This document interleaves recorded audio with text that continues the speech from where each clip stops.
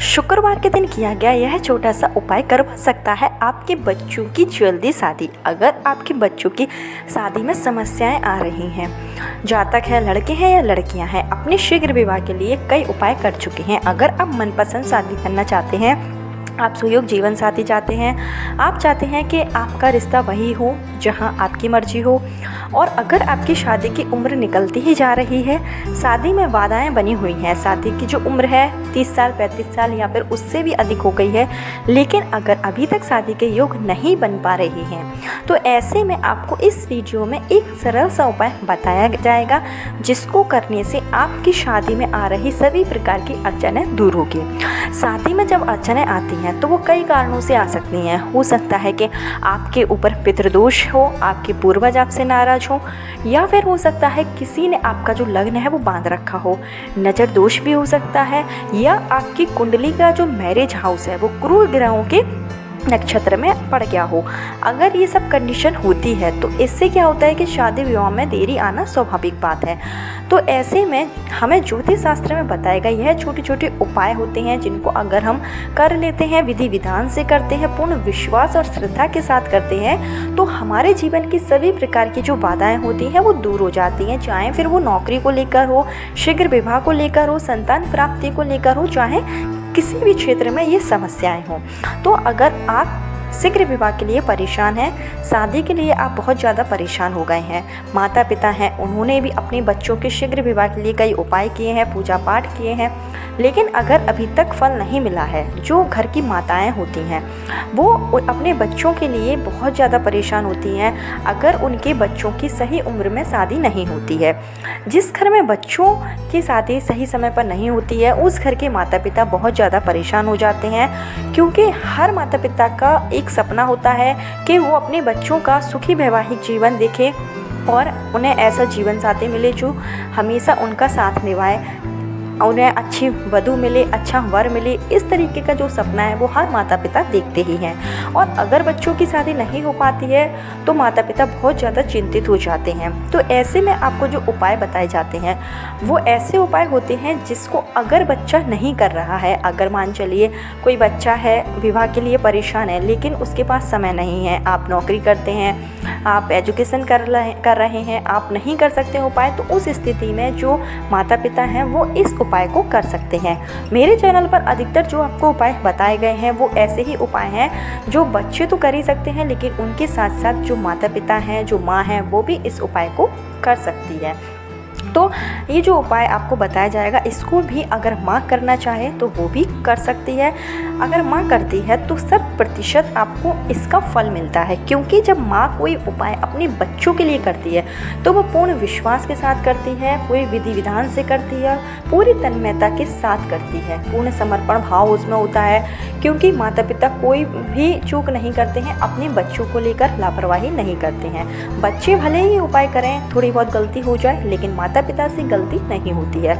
तो आप कोशिश यही करिएगा कि अगर आपके घर में अगर माँ उपाय करती है तो काफ़ी अच्छा होगा। अगर माँ नहीं कर सकती है तो उस स्थिति में लड़के हैं, लड़कियां हैं, जो भी विवाह के लिए परेशान है, मनपसंद शादी करना चाहते हैं लेकिन अड़चनें आ रही हैं, तो वो इस उपाय को कर सकते हैं।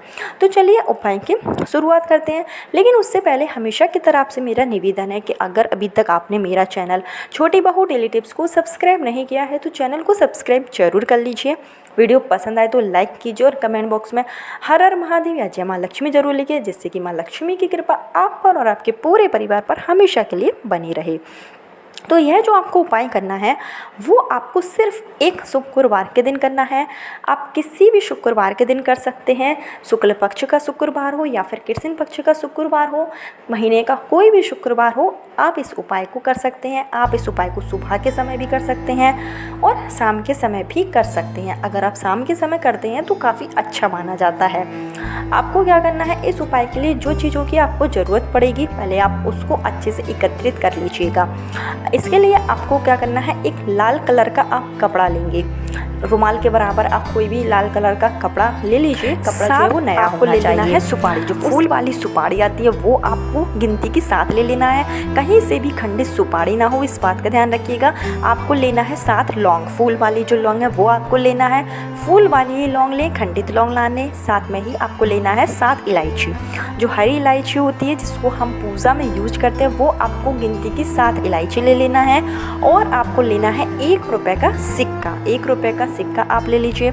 साथ में ही आपको लेना गुंजा, आपको ले लेनी है। गुंजा आपको 7 दाने ले लेनी है। अब जो गुंजा होती है इसको कई जगहों पर अलग अलग नाम से जाना जाता है। मेरे घर पर यहाँ मतलब मेरे घर के आसपास इसको गुंजा कहा जाता है। ये देखने में लाल कलर की भी होती है, सफ़ेद कलर की भी होती है और हरे कलर की होती है। अलग अलग तरीके की गुंजा जो है वो आती है। तो आप क्या इसको क्या कहते हैं, आप फ़ोटो को देख लीजिए। जो भी आप क्या बोलते हो तो आप पंसारी की दुकान पर चले जाइए, आप उसको दिखाइएगा। जैसे कि कई जगहों पर इसको रित्ती भी कहा जाता है, या जो रोसरी भी है वो भी इसको बोला जाता है। आप यहाँ जो भी इसको बोलते हो, आप पंसारी की दुकान पर बोलिएगा कि मुझे गुंजा चाहिए, लाल कलर वाली गुंजा चाहिए। तो आप इसके 7 दाने ले लीजिए। अगर दुकान वाला नहीं समझ पा रहा है गुंजा के नाम से, तो आप उसको फ़ोटो भी दिखा सकते हैं कि ये देखने में इस कलर की लगती है और ये मुझे चाहिए। तो इसके आप 7 दाने। शुक्रवार के दिन आपको सुबह जल्दी उठ जाना है। स्नान आदि करके आपको साफ़ सुथरे वस्त्र पहन लेना है। अगर आप सुबह के समय उपाय कर रहे हैं तो आपको चाहे शाम के समय करें, लेकिन आपको सुबह उठना जल्दी ही है। और अगर आप सुबह के समय उपाय कर रहे हैं या फिर अगर आप शाम के समय कर रहे हैं, तो जब भी आप उपाय करें आपको नहाना ज़रूर है। जैसे कि अगर आप सुबह नहाए हैं लेकिन अगर आप शाम को उपाय कर रहे हैं, तो शाम को भी जब आप उपाय करेंगे तो उससे पहले एक बार आप स्नान जरूर कर लेंगे। और आपको साफ़ सुथरे जो है वस्त्र पहनना है। आपको मतलब ऐसे वस्त्र नहीं पहनना है जिसको आप पहले से पहन चुके हो। उसके बाद में आपको क्या करना है कि लाल कलर का जो आपने कपड़ा लिया है, लाल कलर के कपड़े के ऊपर आपको रख देना है ये सब चीज़ें। जैसे कि जो आपने 7 इलायची लिया आप उसको रख दीजिए, 1 रुपये का सिक्का लीजिए रख दीजिए, 7 सुपारी आप रख दीजिए, और जो 7 लौंग है, जो फूल वाली लौंग है, उसको आप रख दीजिए।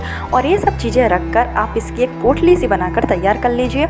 और यह जो पोटली है वो आप जैसे माँ हैं, माता पिता हैं, अपने जिस बच्चे के लिए आप उपाय कर रहे हैं, तो उस बच्चे के सर के ऊपर से आपको यह जो पोटली है या तो आप क्लॉकवाइज डायरेक्शन में घुमा दीजिए 7 बार, या फिर आप एंटी क्लॉकवाइज डायरेक्शन में इसको 7 बार घुमा सकते हैं। और अगर बच्चे स्वयं इस उपाय को कर रहे हैं तब तो आपको घुमाने की ज़रूरत नहीं है। सिर्फ आपको यह पोटली अपने हाथ में लेकर शीघ्र विवाह की कामना करनी है। और जो माँ है अगर उपाय कर रही है तो अपने बच्चे के सर के ऊपर जब आप 7 बार इसको घुमाएंगे तब आपको शीघ्र विवाह की कामना करनी है। और जब आप यह घुमाएं तो उस समय आपको शीघ्र विवाह की कामना करते जाना है। आपको प्रार्थना करनी है अपने इष्ट देवता से, या जो भी आपके कुल देवता हो, जिसको भी आप मानते हो, मन ही मन आपको प्रार्थना करनी है कि हे प्रभु, आपके बच्चे के ऊपर किसी भी तरीके का अगर दोष है जिसके कारण मांगलिक कार्य नहीं हो पा रहा है तो वो दूर करें और शीघ्र विवाह के योग बना दें। इस तरीके से जब आप घुमाते जाएंगे तो आप मन ही मन प्रार्थना करते जाइए। अगर बच्चे स्वयं उपाय कर रहे हैं तो फिर उनको घुमाने की ज़रूरत नहीं है, सिर्फ उनको प्रार्थना ही कर लेना है इस पोटली को अपने हाथ में लेकर। के बाद में आपको क्या करना है कि जब आप बच्चे के सर के ऊपर से घुमा दें तो यह पोटली आपने बनाई है, इस पोटली में आपने प्रार्थना कर ली है।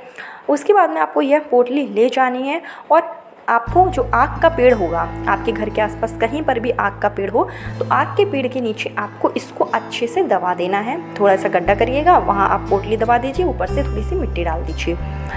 और जब आप आग के गड्ढे में इसको दबाएंगे उस समय भी आपको गणेश जी से प्रार्थना करनी है कि हे गणपति बप्पा, हे विघ्नहर्ता, हमारे ऊपर किसी भी तरीके का दोष है उसको आप समाप्त करें, जल्दी से जल्दी विवाह के योग बना दें। इस तरीके से आपको गणेश जी से प्रार्थना करनी है।